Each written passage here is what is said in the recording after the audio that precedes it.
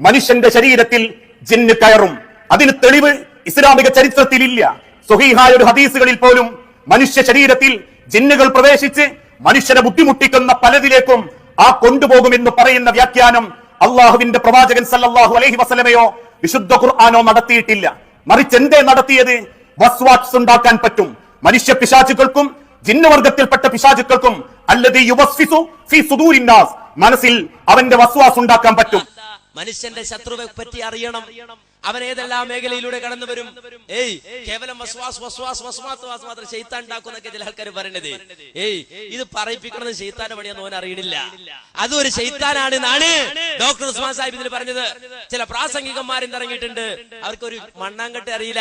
സ്വഹീഹായ ഒരു ഹദീസുകളിൽ പോലും മനുഷ്യ ശരീരത്തിൽ ജിന്നുകൾ പ്രവേശിച്ച് മനുഷ്യനെ ബുദ്ധിമുട്ടിക്കുന്ന പലതിലേക്കും ആ കൊണ്ടുപോകുമെന്ന് പറയുന്ന വ്യാഖ്യാനം അള്ളാഹുവിന്റെ പ്രവാചകൻ സല്ലല്ലാഹു അലൈഹി വസല്ലമയോ വിശുദ്ധ ഖുർആനോ നടത്തിയിട്ടില്ല. മറിച്ച് എന്തേ നടത്തിയത്? വസ്വാസ് ഉണ്ടാക്കാൻ പറ്റും.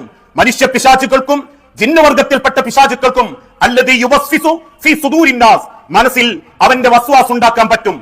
അവരിങ്ങനെ ജിന്നിനെയും ശൈത്താനെയൊക്കെ നിഷേധിക്കുന്നു. ചില ആളുകൾ അതിനെ ദുർവ്യാഖ്യാനിക്കുന്നു. അതും ഒരു പിശാചാണ് എന്ന്, അതും ഒരു ശൈത്താനാണ് എന്ന് അവരറിയുന്നില്ല എന്നുവരെ ഡോക്ടർ ഉസ്മാൻ സാഹിബ് ഇതിൽ എഴുതിയിട്ടുണ്ട്. ഇതിനകത്തെല്ലാം വിശദീകരിക്കുന്നുണ്ട്. ആയിക്കോട്ടെ, ഈ ലേഖനം എഴുതിയിട്ട് ഇതിന്റെ അവസാനത്തിൽ അടിവരയിട്ടിട്ട് ഉമർ മൗലവി കൊടുക്കാണ് ലില്ലാഹി ദർറുക യാ ഉസ്മാൻ, ലില്ലാഹി ദർറുക യാ ഉസ്മാൻ.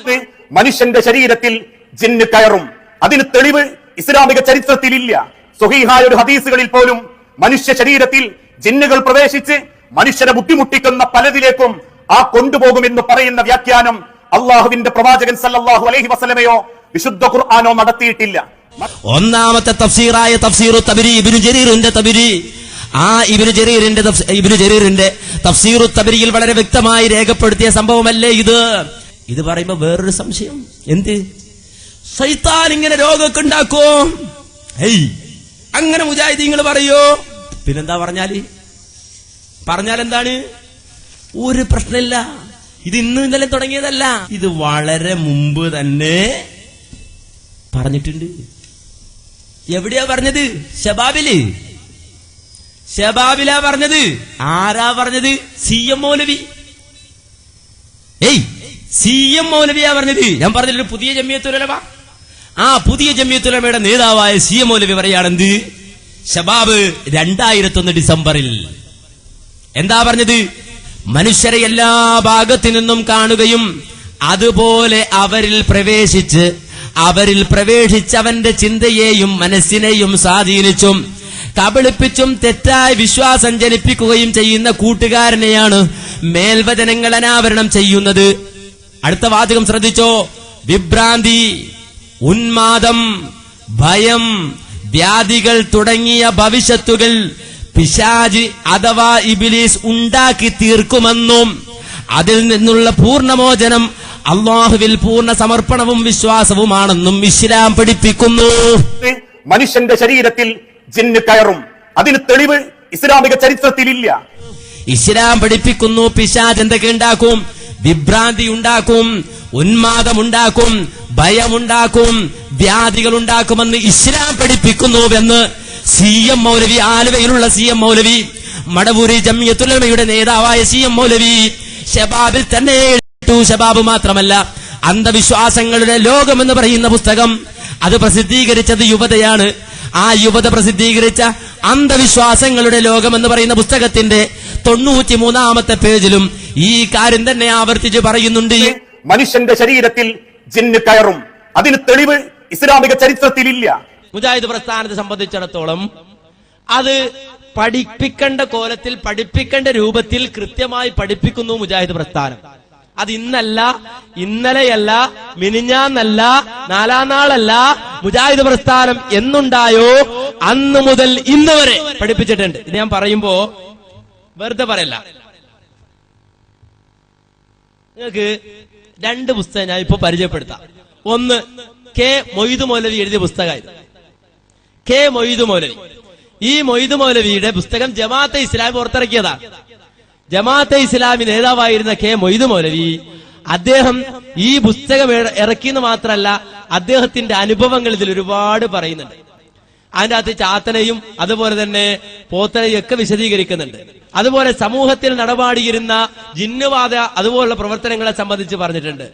ഇതെല്ലാം പൈശാചികമായ ബന്ധപ്പെട്ട കാര്യങ്ങളാണ്. ചിലർക്ക് പിശാചിന്റെ സഹായം കൊണ്ടുണ്ടാകുന്നതാണ്, ശൈത്താൻ കൂടിയിട്ടുണ്ടാകുന്നതാണ്, ശൈത്താൻ സഹായിച്ചു കൊടുത്തുണ്ടാകുന്നതാണ്. ഇബ്നു തൈമിയുടെ ഉദ്ധരണിയടക്കം എടുത്തുദ്ധരിച്ചിട്ടാണ് ഓർമ്മക്കുറിപ്പുകൾ എന്ന പേരിൽ കെ മൊയ്തു മൗലവി പുസ്തകം തയ്യാറാക്കിയിട്ടുള്ളത്. എന്ന് പറഞ്ഞാൽ ഇപ്പൊ ഉണ്ടായി വിവാദം ഇന്നലെ അങ്ങോട്ട് പൊട്ടിമുളച്ചൊന്നല്ല. ഇതിപ്പോ ഒരു പുതിയ ജിന്ന് വന്നതാ അല്ല. ഇതൊക്കെ നേരത്തെ കെ മൊയ്തു ജമാഅത്തെ ഇസ്ലാമിക്കാര് പോലും അത് വിശദീകരിച്ചിട്ടുണ്ട്. ഇനിയോ ഇത് ഞാൻ ഈ ഗണ്ണന് എന്ന് തുടങ്ങിയോ അന്ന് മുതൽ ഉയർത്തിക്കാണിക്കുന്ന ഒരു സൽസബീലായത്. ഉമർ മൗലവി സാഹിബ് പുറത്തിറക്കുന്ന സൽസബീൽ സ്പെഷ്യൽ, ആ സൽസബീൽ സ്പെഷ്യലിൽ ഡോക്ടർ ഉസ്മാൻ സാഹിബ് എഴുതിയ ഒരു ലേഖനമുണ്ട് ശൈത്താനെ കുറിച്ച്, ജിന്നിനെ കുറിച്ച്, പിശാചിനെ കുറിച്ച്. ആ ലേഖനമുണ്ട് കേരള നേതൃത്വത്തിൽ മുജാഹിദീന്റെ അനിഷേധ്യനായ അമരക്കാരനായിരുന്ന ഡോക്ടർ ഉസ്മാൻ സാഹിബ് എഴുതിയ, കെ ഉമർ മൗലവി പുറത്തിറക്കിയ ഈ സൽസബീൽ സ്പെഷ്യലിൽ ജിന്നിനെ കുറിച്ച് വിശദീകരിച്ച ഭാഗം ഉറക്കെ വായിക്കാതെ നിങ്ങൾക്ക് ധൈര്യമുണ്ടോ? വായിക്കോ, ഒന്ന് വായിക്കോ, ഒന്ന് വായിക്കോ. വായിക്കൂല, വായിക്കാൻ കഴിയില്ല. ഇനി കേട്ടോളൂ. ജിന്ന് കൂടുവോ അതൊരു വേറൊരു വിഷയമാണ്. ജിന്ന് കൂടുമോ നേരെ എല്ലാം കേൾപ്പിക്കാൻ സമയമില്ല, അതുകൊണ്ട് ഞാൻ കുറച്ചൊക്കെ ഒഴിവാക്കാണ്. ജിന്ന് കൂടുമോ? മനുഷ്യന്റെ ശരീരത്തിൽ ജിന്ന് കയറും. അതിന് തെളിവ് ഇസ്ലാമിക ചരിത്രത്തിലില്ല. സ്വഹീഹായ ഒരു ഹദീസുകളിൽ പോലും മനുഷ്യ ശരീരത്തിൽ ജിന്നുകൾ പ്രവേശിച്ച് മനുഷ്യരെ ബുദ്ധിമുട്ടിക്കുന്ന പലതിലേക്കും ആ കൊണ്ടുപോകുമെന്ന് പറയുന്ന വ്യാഖ്യാനം അള്ളാഹുവിന്റെ പ്രവാചകൻ സല്ലല്ലാഹു അലൈഹി വസല്ലമയോ വിശുദ്ധ ഖുർആനോ നടത്തിയിട്ടില്ല. ഇതെന്തായാലും ഇപ്പൊ എന്തായാലും പറയേണ്ടത്, ഇതെന്തായി പറയേണ്ടത്? നവ യാഥാസ്ഥികത്വം. നിങ്ങൾ ആരോടാ നിങ്ങൾ ഈ പറയുന്നത്? ആരെയാ നിങ്ങൾ ഈ പേടിപ്പിക്കുന്നത്? എന്തുമായിട്ടാണ് നിങ്ങൾ നടക്കുന്നത്? എന്ത് അടിസ്ഥാനം നിങ്ങൾക്കുള്ളത്? വെറുതെ ഇങ്ങനെ തോന്നിയാസം വിളിച്ചു പറയാ, ആ രൂപത്തിൽ സംസാരിക്കുക.